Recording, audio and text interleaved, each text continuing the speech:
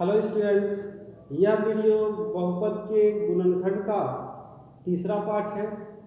Student, इस video में हम बताएंगे बहुपद के गुणनखंड के दो नए टाइप। स्टूडेंट, वैसे तो यह क्लास 9 का है, लेकिन बेसिक मैथ की दृष्टि से यह दोनों टाइप के गुणनखंड बहुत ही इम्पोर्टेंट है और हर एक चैप्टर में यूज होता है। साथ ही ये दोनों टाइप एक दूसरे से काफ़ी रिलेटेड है। तो आइए स्टूडेंट शुरू करते हैं। सबसे पहले समझते हैं कि ये गुणनखंड होता क्या है। स्टूडेंट, मान लीजिए 4a² b का गुणनखंड निकालना है। तो सबसे पहले 4 का गुणनखंड निकालेंगे 2 × 2, फिर a² का गुणनखंड a × a और फिर b। इस प्रकार 4a² b का गुणनखंड यही हो जाएगा। मान लीजिए 6xy का गुणनखंड निकालना हो, तो सबसे पहले 6 का गुणनखंड निकालेंगे 2 × 3 यानी 3 दूनी 6, फिर इंटू x इंटू y। इस प्रकार 6xy का गुणनखंड 2 × 3 × x इंटू y। मान लीजिए 10xy² का गुणनखंड निकालना, तो सबसे पहले 10 का गुणनखंड निकालेंगे 2 × 5, फिर इंटू x इंटू फिर y² का गुणनखंड y इंटू। एक अगला मान लीजिए हम x³ का गुणनखंड निकालते हैं, तो x into x into x। 21x² का गुणनखंड निकालते हैं, तो सबसे पहले 21 का गुणनखंड 3 × 7 और x² को x इंटू। इस प्रकार 21x² का गुणनखंड 3 × 7 इंटू x इंटू x। और ये सभी बहुपद कहलाते हैं और ये सभी इनका गुणनखंड। स्टूडेंट, गुणनखंड निकालने की कई विधियां हैं, जिसमें से हम इस वीडियो में आपको दो नए टाइप के गुणनखंड बताएंगे और ये दोनों टाइप एक दूसरे से पूरा रिलेटेड होगा और यह काफ़ी इम्पोर्टेंट है। इसीलिए आप लोग पूरा वीडियो जरूर देखिएगा।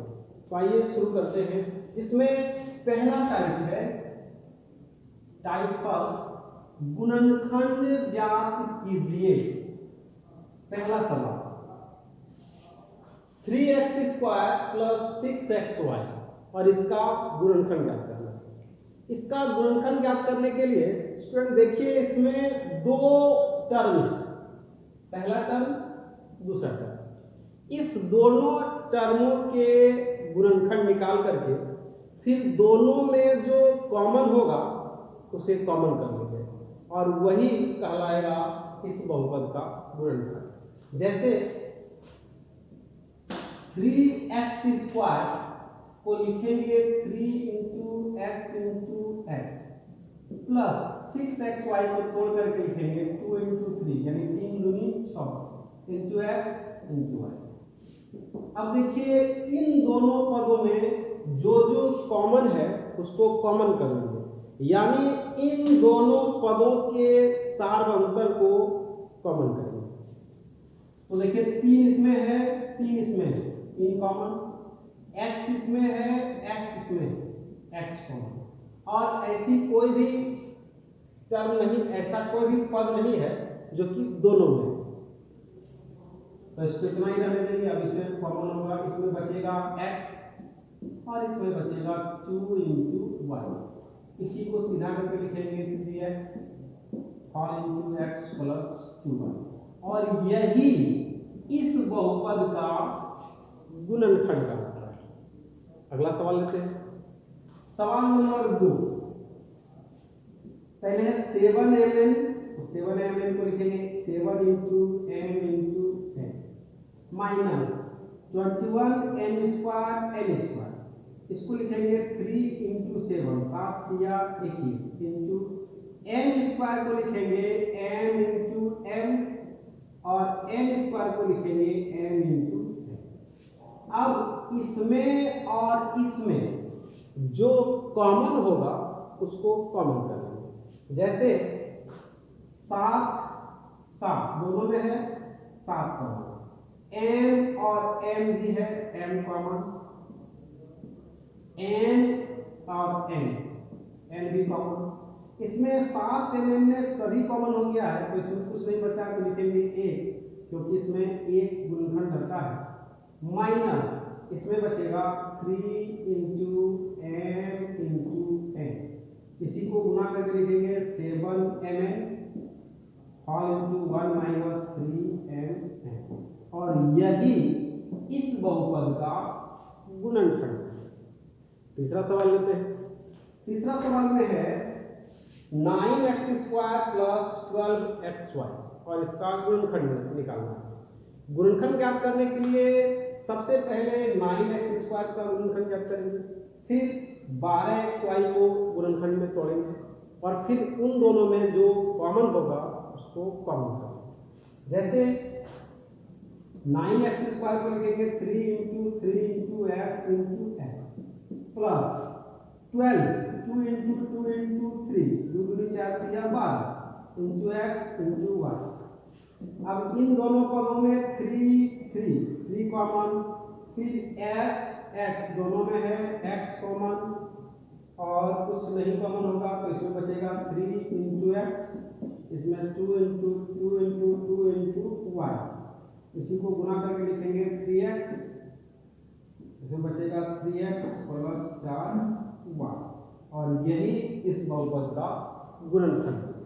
अगला सवाल लेते हैं, सवाल नंबर 4।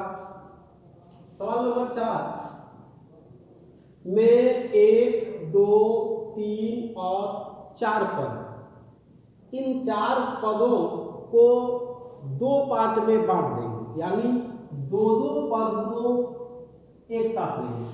इन दोनों पदों में देखिएगा, इसको लिखेंगे x इंटू एक्स प्लस इसको लिखेंगे x इंटू वाई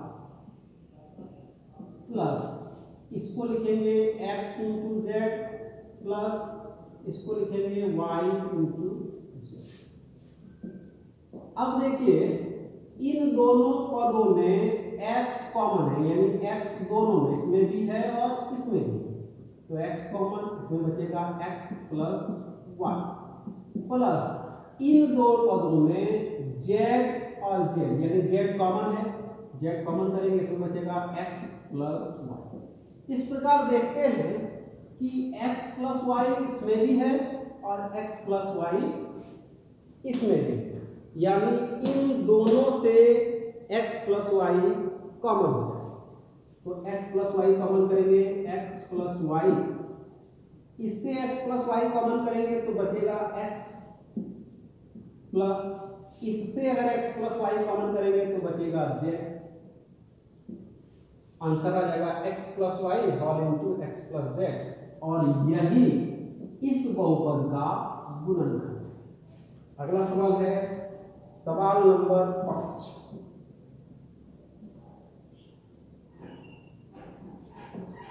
सवाल नंबर 5 भी लगभग 4 के जैसा ही है। देखिए सवाल नंबर 5 में इसको लिखेंगे a into x minus b into x, इसको लिखेंगे a into y plus b into y. अब देखिए इन दोनों पदों में x इसमें भी है, x इसमें भी, यानी x कॉमन कर लेंगे, इसमें बचेगा a और इसमें बचेगा माइनस इन दोनों पदों में y और इसमें भी y, यानी दोनों में y है, y कॉमन कर लेंगे, बचेगा a माइनस। इस प्रकार a माइनस बी इसमें भी, a माइनस बी इसमें भी, a माइनस बी कॉमन कर लेंगे, इसमें बचेगा x और इसमें बचेगा y। इस प्रकार a minus b whole into x minus y इस बहुपद का गुणनखंड है। अगला सवाल है सवाल नंबर 6 और 7। ये दोनों सवाल एक ही तरह है। देखिए सवाल नंबर 6, a प्लस बी का whole square plus 2a plus 2, तो a प्लस बी के होल स्क्वायर को लिख सकते हैं हम लोग a plus B whole into a plus B, यानी a प्लस बी 2 बार प्लस इन दोनों पदों में 2 है, देखिए इसमें भी 2 है और इसमें भी 2 है, 2 कॉमन, बचेगा a प्लस बी। इस प्रकार a प्लस बी इसमें भी और a प्लस बी इसमें भी। अब a प्लस बी दोनों पदों से कॉमन कर लेंगे। इससे अगर a प्लस बी कॉमन करेंगे तो बचेगा a प्लस बी, और इससे a प्लस बी कॉमन करेंगे तो बचेगा 2। अतः यह इस बहुपद का गुणनखंड कहलाता है। 7 नंबर सवाल बिल्कुल 6 के जैसा है। x माइनस वाई के होल स्क्वायर को लिखेंगे x minus y whole into x minus y, और इन दोनों पदों में 2 कॉमन कर लेंगे, बचेगा x माइनस वाई। अब x माइनस वाई इसमें भी, x माइनस वाई इसमें भी, दोनों से x माइनस वाई कॉमन कर लेंगे, इसमें बचेगा x माइनस वाई और इसमें बचेगा प्लस 2, और यही इसका गुणनखंड। सवाल नंबर 8। स्टूडेंट, इस गुणनखंड में केवल आपको कॉमन करने जानना है। यदि आप कॉमन करने सीख गए तो यह गुणनखंड काफी आसान हो जाएगा, और इस टाइप का गुणनखंड यदि आप सीख गए तो इसके बाद जो दूसरा टाइप बताएंगे उसमें आपको बहुत फायदा होगा। तो आइए सवाल नंबर 8 देखते हैं।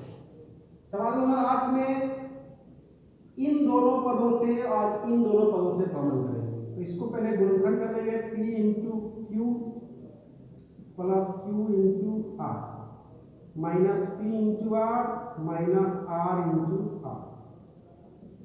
इन दोनों पदों से q कॉमन कर लीजिए, बचेगा p प्लस r, और इन दोनों पदों से r कॉमन कर लीजिए, बचेगा p प्लस r।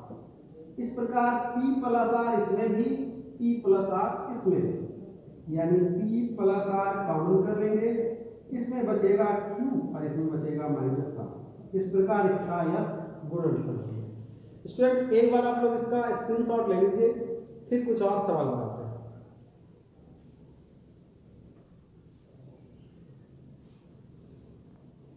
आइए स्टूडेंट देखते हैं टाइप 1 में कुछ और सवाल। जैसे सवाल नंबर 9। सवाल नंबर 9 में है ए क्यू माइनस ए स्क्वायर प्लस ए माइनस 1, और इसका गुणनखंड है। स्टूडेंट, इसमें 1 2 3 4 पद है। इन 4 पदों को 2-2 पदों में बांट करके उनसे कॉमन करेंगे और उसका गुणनखंड निकालेंगे। तो देखिए, इन दोनों पदों में ए स्क्वायर कॉमन हो जाएगा। इसमें ए क्यूब है, ए क्यूब से ए स्क्वायर कॉमन हो गया तो बचेगा ए, और इसमें ए स्क्वायर से ए स्क्वायर कॉमन हो गया तो उसमें बचा तो बचेगा 1। इन दोनों पदों में a और -1 में कुछ कॉमन नहीं होगा तो 1 को कॉमन करेंगे, a -1।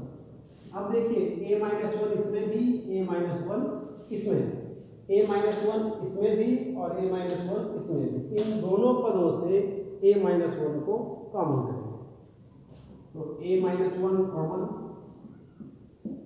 a -1 कॉमन करने के बाद इसमें बचेगा a स्क्वायर और इसमें बचेगा 1। इस प्रकार यह इस बहुपद का गुणनखंड है। 10 नंबर बिल्कुल आसान है। इसको 5a स्क्वायर लिख सकते हैं, 5 इंटू ए माइनस 20 को 2 इंटू 5 4 25 इंटू ए इंटू। अब देखिए, इसमें 5 कॉमन, ए और ए यानी ए कॉमन। अब कुछ कॉमन नहीं होगा तो इसमें बचेगा ए, इसमें 2 इंटू बी, यानी 5a होल इंटू ए माइनस 4, और यह इसका गुणनखंड हो गया। अगला सवाल, सवाल नंबर 11।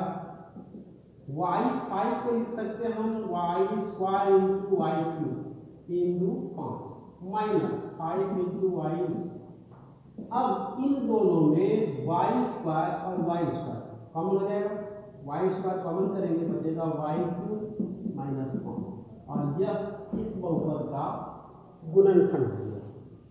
लास्ट सवाल है सवाल नंबर 12। देखिए, इसमें 1 2 3 पद है और इसको 2-2 टर्म में नहीं बांट सकते हम। अब इन तीनों पदों में देखेंगे कुछ कॉमन होता है कि ए भी इसमें भी है, ए भी इसमें भी है, ए भी इसमें भी, यानी एक ए भी तीनों से कॉमन हो सकता है। इसको लिख सकते हैं हम ए बी कॉमन। इसमें a square a cube d q में ए और बी कॉमन होगा, बचेगा a square b square. A square b square में ए बी कॉमन करेंगे, बचेगा ए बी, और प्लस 2ab में ए बी को कॉमन करेंगे, बचेगा 2, और यही इस बहुपद का गुणनखंड हो जाएगा। स्टूडेंट एक बार इसका आप लोग कॉपी कर लीजिए, फिर बताते हैं गुणनखंड का टाइप नंबर 2, जो कि बहुत ही इंपॉर्टेंट है।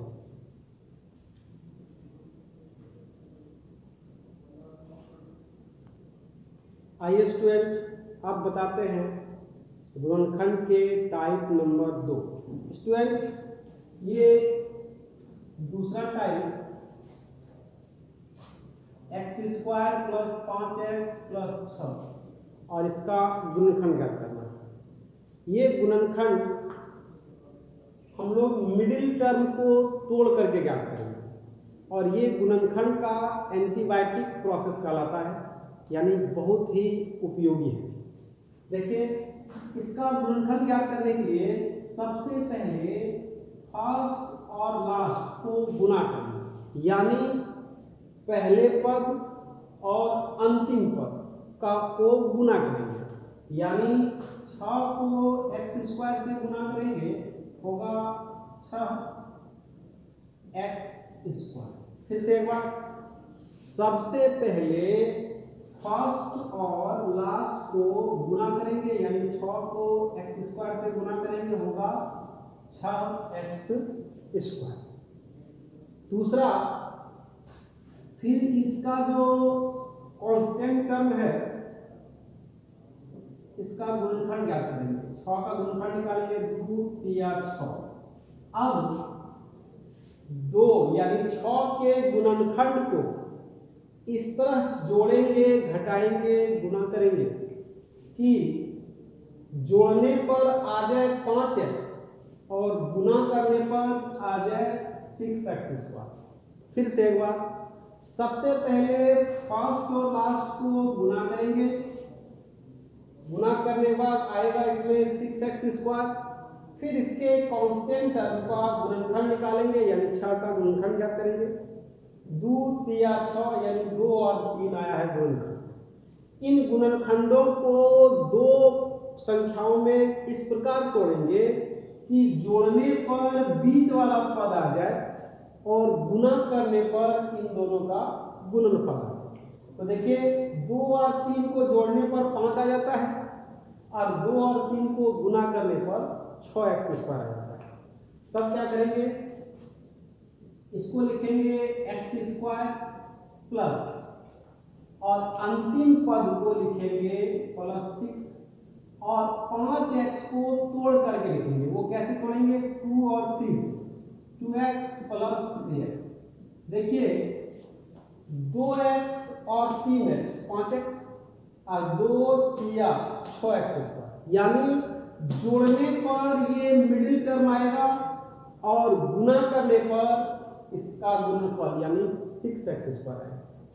अब 1 2 3 पद में से अब हो गया 1 2 3 4, और इन 4 पदों में दो पदों में कॉमन करेंगे, यानी इन दोनों पदों में कॉमन करेंगे x को, तो बचेगा x प्लस 2, और इन दोनों पदों में अगर 3 कॉमन करेंगे तो बचेगा x प्लस 2।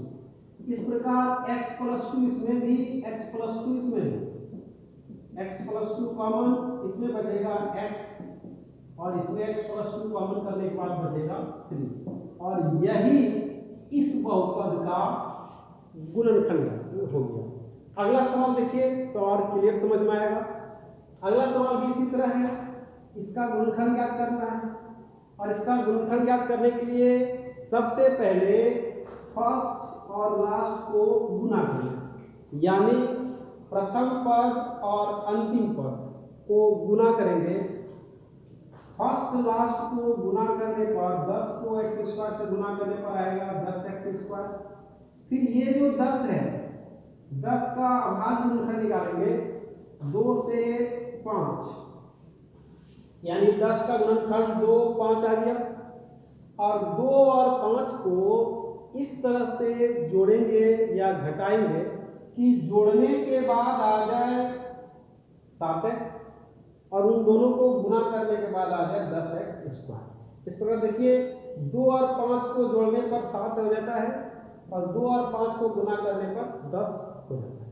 तब इसको लिखेंगे x² को x² लिखेंगे प्लस अंतिम पद 10 को 10 लिखेंगे और ये जो बीच वाला पद है इसको तोड़ करके लिखेंगे। वो भी तोड़ेंगे किस हिसाब से, इसके गुणनखंड के हिसाब से, यानी इसको लिखेंगे 2x plus 5x।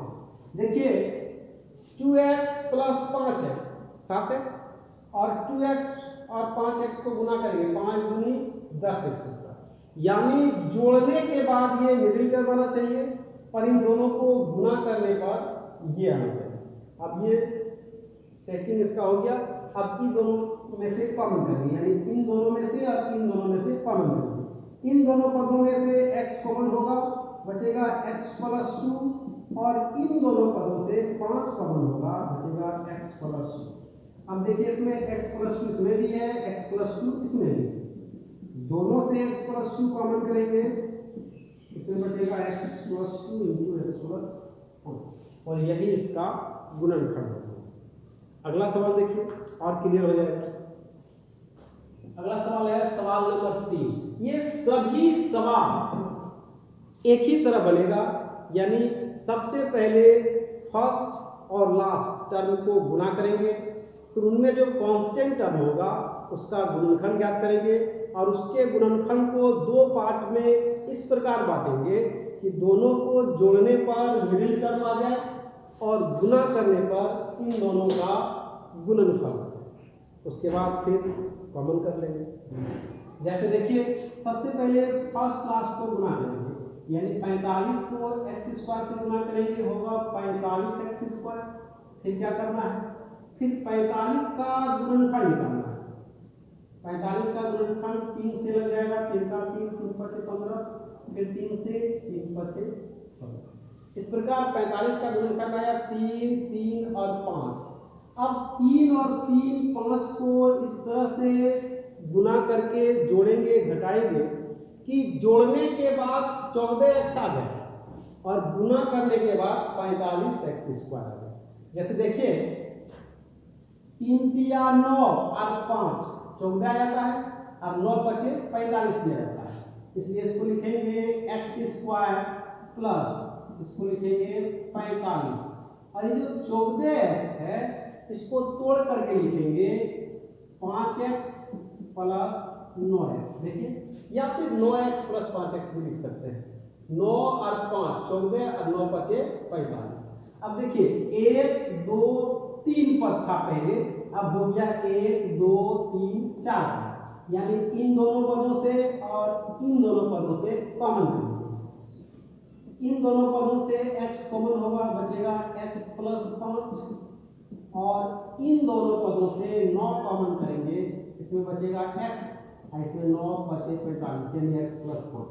x plus 5 इसमें भी, x प्लस 5 इसमें भी, x प्लस 5 कॉमन, इसमें बचेगा x प्लस 9 और यही हो गया इस बहुपद का गुणनखंड। इस तरह इस प्रोसेस से आप अधिकांश बहुपद का गुणनखंड ज्ञात कर सकते हैं। और अगर आपको यह प्रोसेस अच्छी तरह पता हो गया तो क्लास 9 के केसी सिन्हा का 4.4 आसानी से आप बना सकते हैं। अगला सवाल देखिए, फर्स्ट लास्ट को गुना करेंगे। सबसे पहले 6 को x² से गुना करेंगे, आएगा 6x²। उसके बाद इस 6 का गुणनखंड ज्ञात करेंगे, 2 या 6। अब 2 और 3 को इस तरह से जोड़ेंगे, घटाएंगे कि जोड़ने पर आ जाए -5x और गुना करने पर आ जाए 6x²। स्टूडेंट माइनस प्लस का आपको ध्यान जरूर रखना है। इसमें देखिए इसको लिखेंगे x² और अंत वाले पद को लिखेंगे 6, -5 को तोड़ करके लिखेंगे 2x - 3x। देखिए 2x -2x और -3x हो जाएगा -5x और इन दोनों को गुना करेंगे माइनस प्लस 6x²। अब इन दोनों पदों से कॉमन करेंगे x, बचेगा x - 2 और इन दोनों पदों से कॉमन करेंगे 3 को, बचेगा x - 2। अब x माइनस टू इसमें भी और इसमें भी, x माइनस टू कॉमन कर देंगे, इसमें बचेगा x और इसमें बचेगा 3 और यही हो गया इसका गुणनखंड। अगला सवाल देखिए, ये बहुत काफी इंपॉर्टेंट सवाल है, एनसीईआरटी है। इसका गुणनखंड ज्ञात करने के लिए सबसे पहले फर्स्ट क्लास को गुणा करिए, 3 दूनी 6x स्क्वायर और फिर 6 का गुणनखंड निकालेंगे, 2 से 3 को गुना उससे लगाएंगे, एक बार में लगेगा। इसको देखिए बीच में लाना है 7 है, तो उसको करेंगे 2 दूनी 4, नहीं 3 दूनी 6 और 1 7। अब देखिए इसको लिखेंगे 2x स्क्वायर प्लस 3 दूनी 6x प्लस x प्लस 3। अब इन दोनों पदों से 2x कॉमन, बचेगा x प्लस 3 और इन दोनों पदों से कुछ कॉमन नहीं होगा तो 1 कॉमन करेंगे, बचेगा x प्लस 3, यानी x प्लस 3 इससे और इससे दोनों से कॉमन होगा, इसमें बचेगा 2x और इसमें बचेगा 1। इस प्रकार x plus 3 whole into 2x plus 1 इस बहुपद का गुणनखंड हो गया। अगला सवाल है सवाल नंबर 6। सवाल नंबर 6 में y square minus 4y minus 21 और इसका गुणनखंड ज्ञात करना है। इसके लिए सबसे पहले फर्स्ट और लास्ट को गुणा करें, गुणा करने के बाद आएगा माइनस 21 y स्क्वायर, 21 का गुणनखंड 3 7 21, बीच में लाना है माइनस 4x तो माइनस 4y, तो 3y में 7y घटाएंगे माइनस 4y आएगा, इसको लिखेंगे y square plus 3y minus 7y minus 1, यानी 4y को लिख दिए 3y माइनस 7, 3y में से 7y घटेगा, बचेगा माइनस 4। अब इन दोनों पदों से और फिर इन दोनों पदों से कॉमन करें, इन दोनों पदों से कॉमन होगा y, बचेगा y प्लस 3 और इन दोनों पदों से 7 कॉमन होगा, बचेगा y प्लस, यानी y plus 3 all into y minus 6। इस प्रकार स्टूडेंट क्लास 9 के केसी सिन्हा बुक से 4.3 का आप लोग लगभग सवाल बना सकते हैं, उसका एग्जाम्पल भी बना सकते हैं। इसका एक बार आप लोग स्क्रीनशॉट ले लीजिए, फिर कुछ और सवाल बता दो।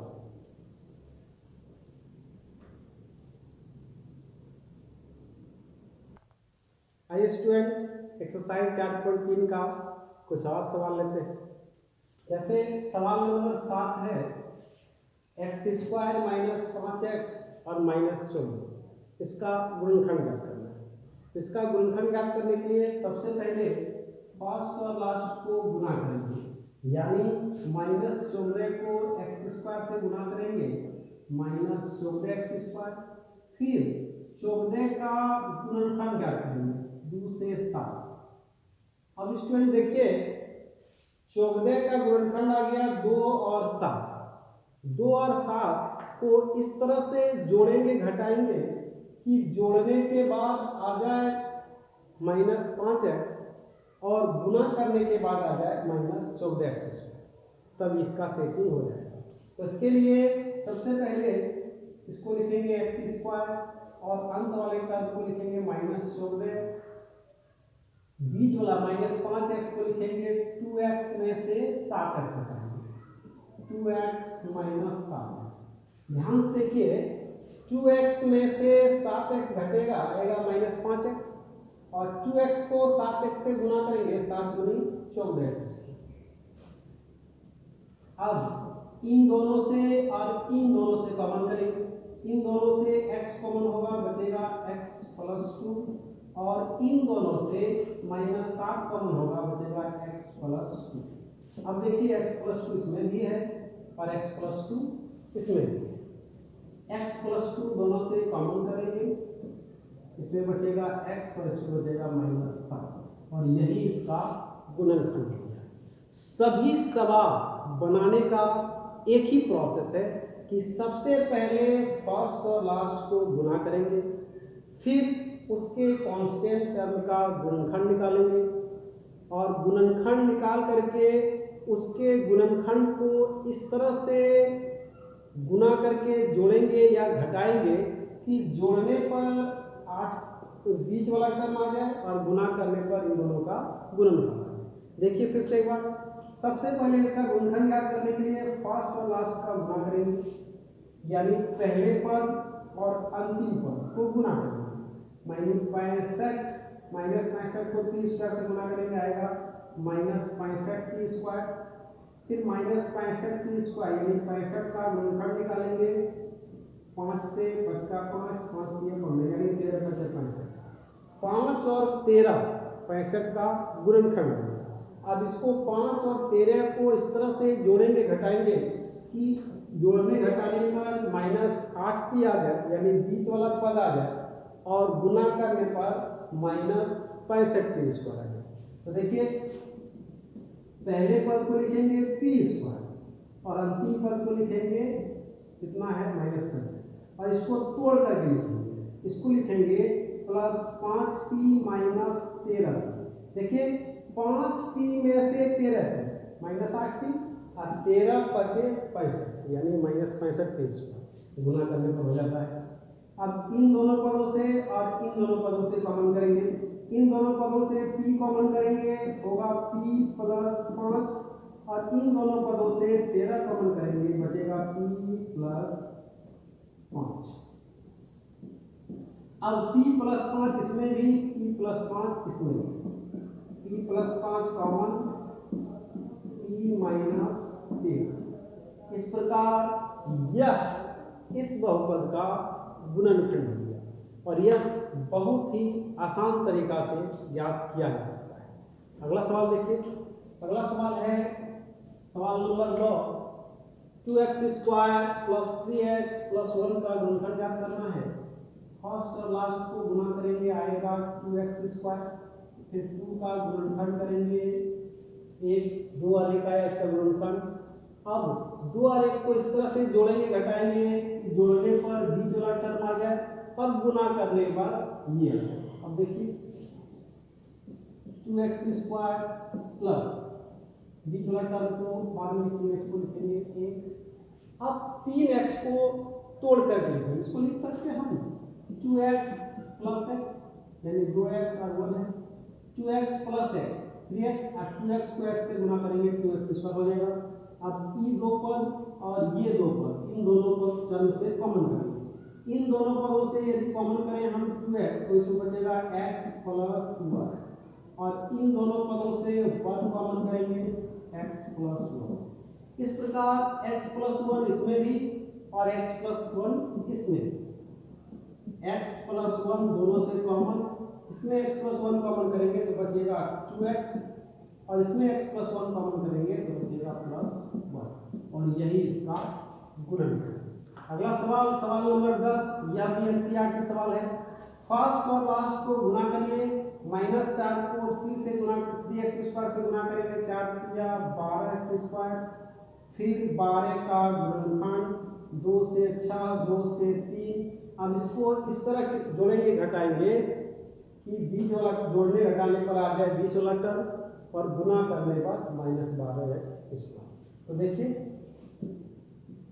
3x² ये है -4, और -x को लिखेंगे 2 दूनी 4 और 3 यानी 3 में से 4 लिखेंगे, +3x - 4, 3x में से 4x -x और 3 चौक 12 यानी जोड़ने पर बीच वाला टर्म होना चाहिए, गुना करने पर ये टर्म होना चाहिए। अब देखिए 1 2 3 टर्म था, अब आ गया 1 2 3 4, इन दोनों पदों से और फिर इन दोनों पदों से कॉमन करेंगे, इस दो पद से कॉमन होगा 3x, बचेगा x + 1, और इन दोनों पदों से -4 कॉमन होगा, बचेगा x + 1।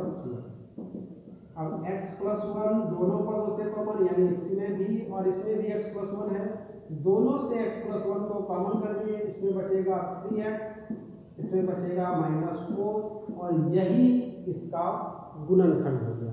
स्टूडेंट इस तरह का बहुत सारा सवाल RS अग्रवाल बुक में भी है और KC सिन्हा बुक में भी है, NCERT में भी है, सबसे आप लोग जरूर बनाइएगा। और जो भी प्रॉब्लम होगा कमेंट में जरूर बताइएगा। अगला देखिए सवाल नंबर 11 लेते हैं। 11 और 12 एक ही तरह सवाल है, इसमें भी वही प्रोसेस लगाएंगे। सबसे पहले फर्स्ट और लास्ट को गुना करेंगे, यानी -b स्क्वायर को 35 से गुना करेंगे, -35b स्क्वायर, और फिर 35 का गुणनखंड निकालेंगे, 5 सती 35 लाना है माइनस। देखिए 5 में से 7 घटेगा, -2 आ जाएगा, अब 5 सते 35 भी हो जाएगा। तो इसको लिखेंगे 35 और इसको लिखेंगे -b स्क्वायर, b वाला टर्म को लिखेंगे 5 में से 7 यानी +5b -7b, 5b में से 7b 2b और 5 सते 35b स्क्वायर। इन दोनों पदों में 5 कॉमन बचेगा, 7 + b, और इन दोनों पदों में -b कॉमन बचेगा, 7 अब 7 + b और इसमें बचेगा 5 - b, और यही हो गया इसका गुणनखंड। आइए स्टूडेंट देखते हैं अंतिम सवाल, जो कि बिल्कुल 11 नंबर के जैसा ही है। और इस टाइप से गुणनखंड ज्ञात करने के लिए सबसे पहले फर्स्ट और लास्ट को गुणा करते हैं, उसके बाद उसके गुणनखंड में जो कांस्टेंट टर्म है उसका गुणनखंड निकालते हैं, और उसके गुणनखंड को गुना करके इस तरह जोड़ते घटाते हैं कि जोड़ने या घटाने पर बीच वाला टर्म आ जाए और गुना करने पर उन दोनों पदों का गुणनफल आ जाए। फिर से एक बार देखिए, सबसे पहले इसका गुणनखंड ज्ञात करने के लिए फर्स्ट और लास्ट को गुना करेंगे, यानी प्रथम पद और अंतिम पद को गुना करेंगे। 5 × 14 बचे 70 a स्क्वायर प्लस माइनस, फिर गुणनखंड दोनों को गुना करिए, गुना करने के बाद इसका गुणनखंड ज्ञात करेंगे। गुणनखंड ज्ञात करने के लिए इसको 2 से लगाएंगे 35, 5 से लगाएंगे 7, लाना है 3, 5 × 10 और 7 यानी 7 में से 10 घटेगा, इसको लिखेंगे 14 + 7a - 10a - 5a स्क्वायर। अब देखिए 7a में से 10 है -3a और 7 गए 70। अब क्या करेंगे, इन दोनों पदों से और फिर इन दोनों पदों से कॉमन लेंगे। इन दोनों पदों से कॉमन होगा 7, बचेगा 2 + a, और इन दोनों पदों से कॉमन होगा 5a, बचेगा 2 + a, यानी 2 + a दोनों में, इसमें भी और इसमें भी 2 + a कॉमन कर दिए, इसमें कॉमन किए तो इसमें बचेगा 7 - 5a, और यही इसका अभिष्ट गुणनखंड हो गया। स्टूडेंट, यह वीडियो यदि अच्छा लगे तो दोस्तों को शेयर करिएगा, चैनल को सब्सक्राइब करिएगा, और जो भी प्रॉब्लम हो कमेंट में जरूर बोलिएगा।